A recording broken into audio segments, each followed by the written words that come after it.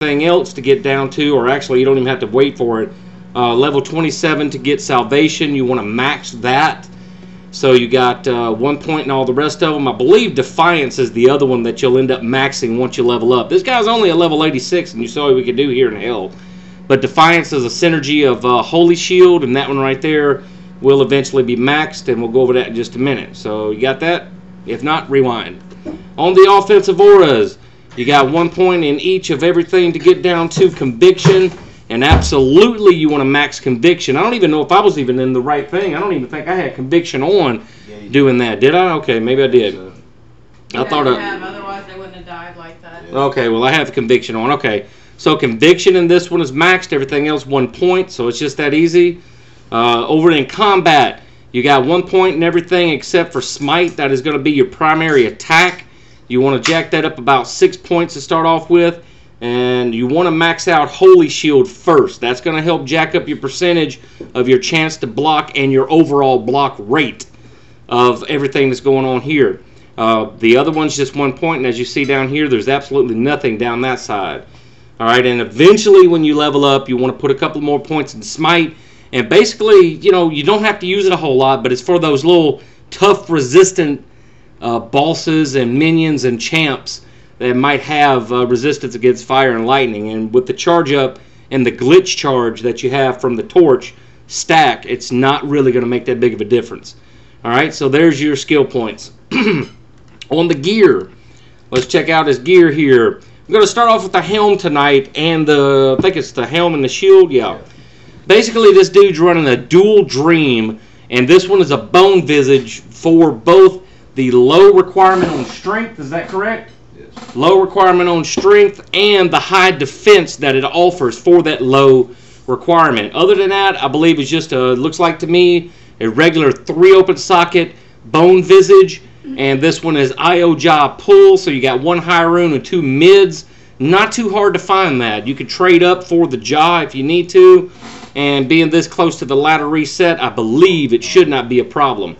On the shield, we're running a Dream Shield, same thing on that, IO jaw pull, and this one is a Royal Shield.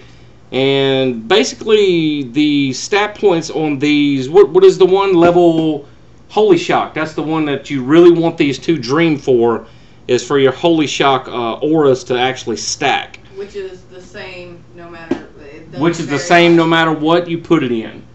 The stats are the same on that, alright? At least on the Holy Shock. On the Holy Shock. And that is the main attack, or the main thing you want that for. Now, on your armor, we're running Dragon because of the level 14 Holy Fire. And over here, hand adjusted. Okay, yeah. So, level 14 Holy Fire, and that is your other attack that you're going to be using. And basically, that's it on that. On your Hand of Justice, is going to be in a Berserker Axe. Not ethereal on this one because it doesn't work like a BOTD would. And this one right here is going to give you level 16 Holy Fire. And those two do stack. We've already been over that whenever I did the other two dragon builds. And I don't care what anybody says, they do stack. So there you go. So we got Dream, Dragon, and Hand of Justice. On the gloves, we're running some Drax, of course, for the lifesteal. And the 25% chance of open wounds. Those are the two top on that. And they have high defense on those as well. For the belt, we're running Dungos. Basically for the replenished life.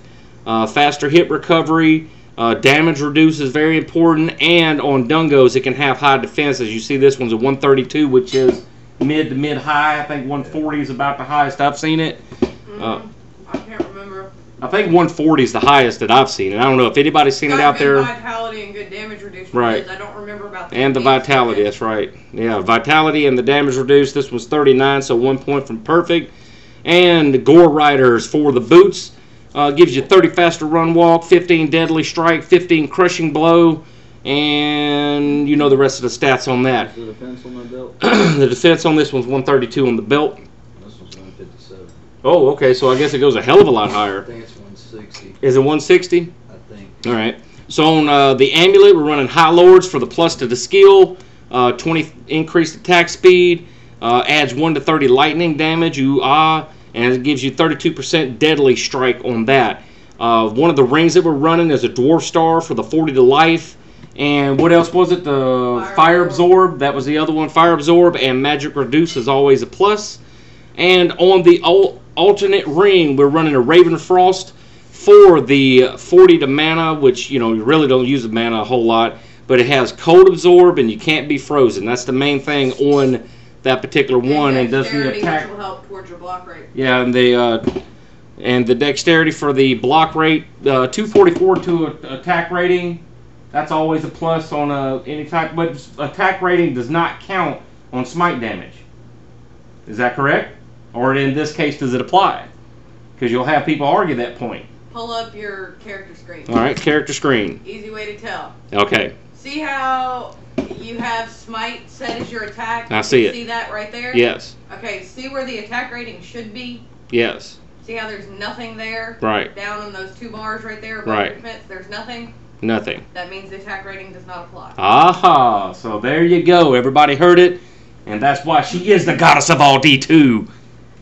Because she knows more than she really should about this game. Anyway, there you go. And as far as the skill charms, what do we have here? We got a 16 to life, 15 all resist, 12 faster hit recovery, defensive aura, and defensive aura. So there you go. And of course we got a whatever spare ones we had laying around. That's not what I would recommend. Oh, that was just that's not recommended. That's just some spare charms that we had laying around. Hey, but I tell you what, you know, 15 all resist is always a plus. That stacks on top of your salvation on salvation, does it not? I mean, that's in addition to. So there you go. On the torch, we're running a 320-12, so not too shabby on that one. The resistances on it are way low, but at 20 to all attributes, is that a standard, or is that fluctuates just like the It varies from 10 all to resist? 20, so it's Right. perfect attributes but low resist. Yeah, perfect attributes, low resist. We have the resist grand charms. Right, that makes up for it. That's the reason why they went to grand charms the way they did. And of course, and in Helios, 1 to skills, 12, and let's see. So this is a 112-20. Or as a lot of people say, a 12-28. So that's pretty decent because 10 is perfect on the experience gain. But on this guy right here, you could do PvP with him as well as PVM. Yeah, I'm hostile towards you. Okay. Ready? Yeah. Go. Wait, are we target? Uh-oh. Down. Yeah, you did. You got me. It takes a Zealer a little while to actually target their enemy, but once you get a bead in on them and you get locked in, that's it. Zealers are pretty... Well, go bow yourself and then we'll do it. Alright, Raw Sword wants a little bit of a go. I'm going to let you get set up. You tell me when to step out, and I'll step out, and then we'll wrap up the video. Alright, go. I'm going to get one shot in. Okay. Ready?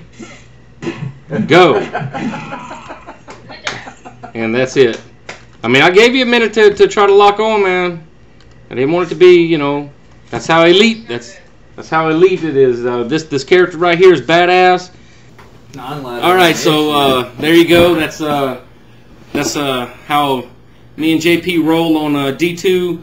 All of our characters are like that. I know a lot of people out there want to know why it is that we don't show more PvP. Well, that's why right there, because it's just that easy for us. We smoke everybody that we get challenged by. Raw Sword rolled up with his level 99 Barbarian, and he got smoked out just that fast by our level 86.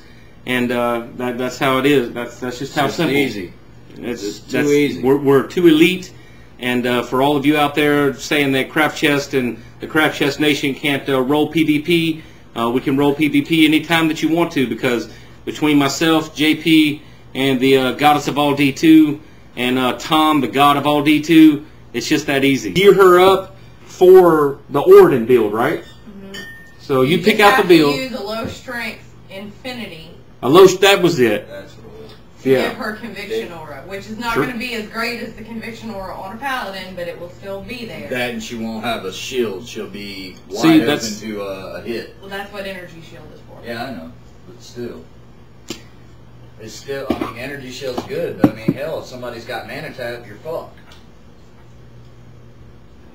That's the only downfall that I'm seeing on that build. Just from my point of view. And that's rare that Being you're going to that actually I run use- across somebody like that, I Being think. that I use my source more than I use any damn thing else, and I run energy shield on both of them, I get in the room with mana tap people and it's just like instant death. So anyway, there you go. We're going to wrap it up there. Wanted to show you that build and get back to some Diablo 2, Lord of Destruction. And you saw it here. Now remember, everybody out there, it's a craft of the mind. Go out there and have some fun.